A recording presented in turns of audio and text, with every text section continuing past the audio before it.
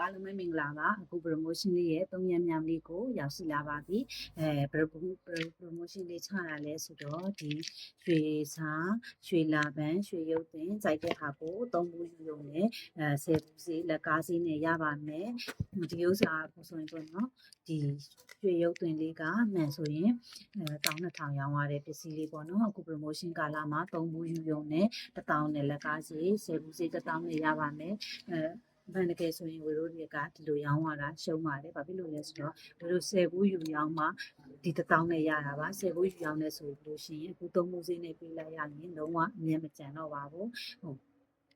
ဟိုနော်ကိုကအများကြီးယူထားတဲ့သူမှဒါဒီအကူစင်းနဲ့ရောင်းနိုင်တာပါ။အဲ့တော့ဝယ်တဲ့သူတွေဘက်ကကျတော့ဒီအကူ promotion ကာလကရန်တန်တဲ့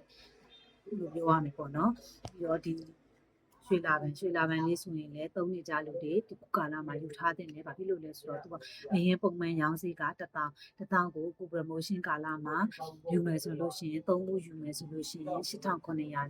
ရမယ်ပေါ့နော်လက်ကားစီးနဲ့အဲ့တော့ကိုအတွက်အရန်ကိုစင်ပြေတဲ့ဈေးနှုန်းလေးနဲ့ရမှာပေါ့နော်နမို့ဆိုရင်10ဘူးယူမှပဲဒီဈေးနှုန်းနဲ့ရမှာပဲ9ဘူးယူရင်တော့ဒီဈေးနှုန်းမရပါဘူးအခုရွှေရုပ်သွင်းဆိုရင်လည်း9ဘူးယူရင်1500ပေါ့နော်10ဘူးယူမှသာ1000နဲ့ရပါအခုက3ဘူးယူရုံနဲ့1000နဲ့ရမှာဆိုတဲ့အတွက်ကြောင့်မလို့ကိုယ့်အတွက်မဟာခွင့်လေးပဲပေါ့နော်ဒီရွှေ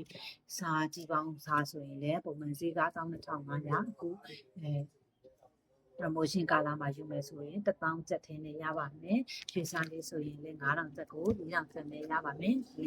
3ဘူးလည်းယူပေးရပါမယ်အဲ့ဒါကိုဒါပြီးတော့ပြပေးတာပါဒီအခု promotion လေးကတုံးဆွဲသူတွေအတွက်အရန်တန်တော့အရန်ဝယ်ပြောတော့ပေါ့နော်ရောင်းသူတွေကတော့ကိုယ့်အိတ်ထဲကနေစိုက်ပေးရတယ် promotion လေးဖြစ်ပါတယ်အားလုံးကိုကျေးဇူးတင်ပါတယ်